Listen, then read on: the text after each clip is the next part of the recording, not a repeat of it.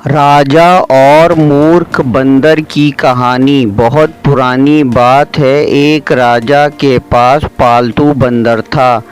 राजा उस बंदर पर बहुत विश्वास करता था क्योंकि वह बंदर राजा का भक्त था।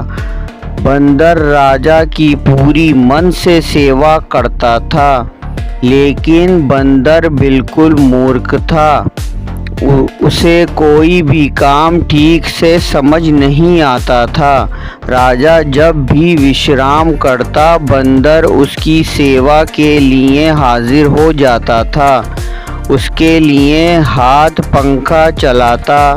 एक दिन की बात है, जब राजा सो रहा था और बंदर उसके लिए पंखा झल रहा था। तभी एक मक्खी भिनभिनाते हुए राजा के ऊपर आकर बैठ जाती है। बंदर उस मक्खी को पंखे से बार बार भगाने की कोशिश करता है, लेकिन मक्खी उड़कर कभी राजा की छाती पर, कभी सिर पर तो कभी जांघ पर जाकर बैठ जाती थी। मूर्ख बंदर काफ़ी समय तक ऐसे ही मक्खी को भगाने की कोशिश करता रहा, लेकिन मक्खी वहां से जाने का नाम ही नहीं ले रही थी। ये देखकर बंदर को क्रोध आ जाता है और वह पंखा छोड़कर तलवार निकाल लेता है।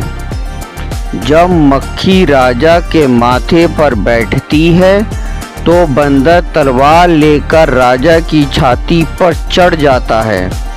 ये देखकर राजा काफ़ी डर जाता है। फिर मक्खी माथे से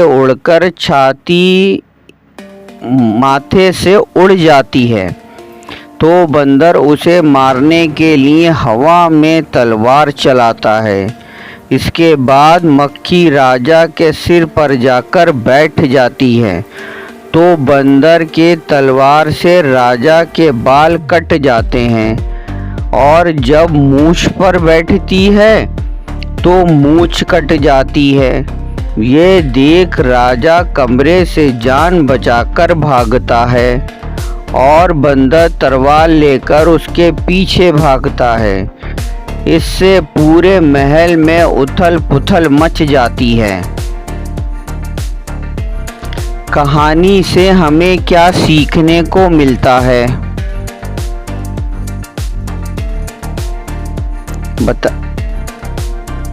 कि किसी मूर्ख को ऐसा काम नहीं सौंपें जो बाद में आपके लिए ही खतरा उत्पन्न हो, और मूर्ख दोस्तों से दूर रहें। आपको हमारी कहानी पसंद आई हो तो लाइक कीजिए, शेयर कीजिए और सब्सक्राइब कीजिए। Thank you.